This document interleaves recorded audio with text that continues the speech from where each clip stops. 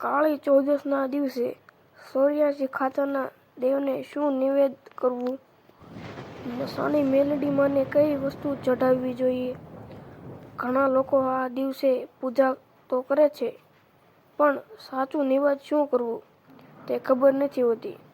જો તમે પણ મેલડી માના ભક્ત છો તો આ વિડીયો અંત સુધી જરૂર જુઓ, કારણ કે આજે તમને એવી વાત જાણવા મળશે જે બહુ ઓછા લોકોને ખબર હોય છે. જય માતાજી મિત્રો, આજે આપણે વાત કરવા જઈ રહ્યા છીએ કાળી ચૌદશ વિશે. આ દિવસે તાંત્રિક શક્તિઓ, માતાજીની શક્તિ અને ગુપ્ત સાધનાનો દિવસ માનવામાં આવે છે. ઘણા લોકો આ દિવસે 84 ખાતાના દેવને અને મસાણી મેલડી માને પૂજા કરે છે. પરંતુ સાચું નિવેદ શું કરવું જોઈએ તે જો ખોટું થઈ જાય તો પૂજા અધૂરી રહી જાય છે, એવું પણ માનવામાં આવે છે. કાળી ચૌદશનું મહત્વ શું છે? કાળી ચૌદશ દિવાળી પહેલા આવતો એક ખૂબ જ શક્તિશાળી દિવસ છે. આ દિવસે લોકો માતા કાળી, ભૈરુદેવ, મેલડીમાં અને 840 ખાતાના દેવની પૂજા કરે છે.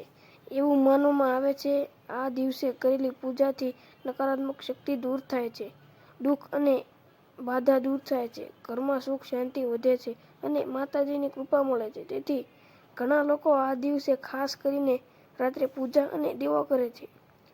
84 ખાતાના દેવ કોણ છે? ઘણા લોકોને ખબર નથી કે 84 ખાતાના દેવ એટલે શું. ધાર્મિક માન્યતા પ્રમાણે 84 ખાતા એટલે અલગ અલગ શક્તિઓ અને દેવતાઓનું સમૂહ માનવામાં આવે છે. આ દેવતાઓને ખાસ કરીને કાળી ચૌદશ અને અમાસના દિવસે યાદ કરવામાં આવે છે. જો સાચી શ્રદ્ધાથી પૂજા કરવામાં આવે તો ભક્તના જીવનમાંથી ઘણી બાધાઓ દૂર થાય છે, એવું માનવામાં આવે છે. 84 ખાતાના દેવને શું નિવેદ કરવું? કાળી ચૌદશના દિવસે ભક્તો સામાન્ય રીતે આ વસ્તુઓ ચઢાવે છે: નાળિયેર, લીંબુ, ચોખા, મીઠાઈ, લાલ ફૂલ, તેલનો દીવો, ખીચડો. આ બધું ભક્તિથી ચઢાવવાથી દેવ પ્રસન્ન થાય છે, એવું માનવામાં આવે છે. કેટલાક લોકો ચોખા અને નાળિયેર ચઢાવીને દીવો પ્રગટાવે છે અને દેવને યાદ કરે છે. મસાણી મેલડીમાં કોણ છે? મસાણી મેલડીમાં એક ખૂબ જ શક્તિશાળી માતા માનવામાં આવે છે. ઘણા લોકો મેલડી માને પોતાની કુળદેવી તરીકે પણ માને છે. મેલડી માં ભક્તોને દુઃખ દૂર કરે છે અને ભક્તોને બાધા, ડર અને અડચણોમાંથી બચાવે છે, એવું માનવામાં આવે છે. પરંતુ મેલડી માની પૂજા હંમેશા શ્રદ્ધા અને સચ્ચાઈથી કરવી જોઈએ. મસાણી મેલડી માને શું નિવેદ કરવું? કાળી ચૌદશના દિવસે ભક્તો આ વસ્તુઓ ચઢાવે છે: નાળિયેર, લીંબુ, ખીચડો, સુખડી, લાલ મરચું, લાલ ફૂલ, તેલનો દીવો.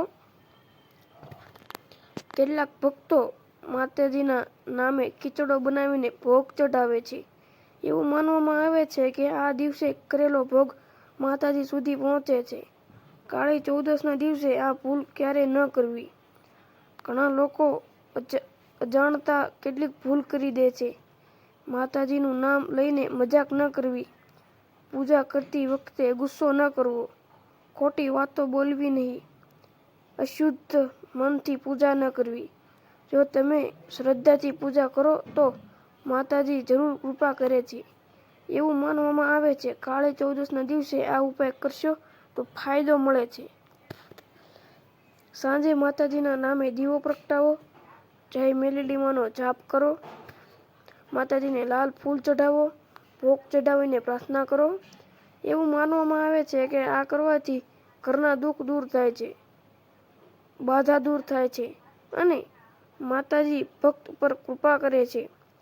એક ખાસ સંકેત: ઘણા ભક્તો કહે છે કે જો કાળી ચૌદશના દિવસે માતાજીની પૂજા કરો અને રાત્રે દીવો શાંતિથી બળે તો તેને માતાજીની કૃપાનો સંકેત માનવામાં આવે છે. આ વાત ઘણા ભક્તો પોતાના અનુભવથી કહે છે. મિત્રો, જો તમે મસાણી મેલડીમાં અને સૂર્યશ્રી ખાતર દેવન ભક્ત છો તો કોમેન્ટમાં જરૂર લખજો. જય મેલડીમાં, જય માતાજી. અને આવી જ ધાર્મિક માહિતી માટે ચેનલ સબસ્ક્રાઈબ કરજો.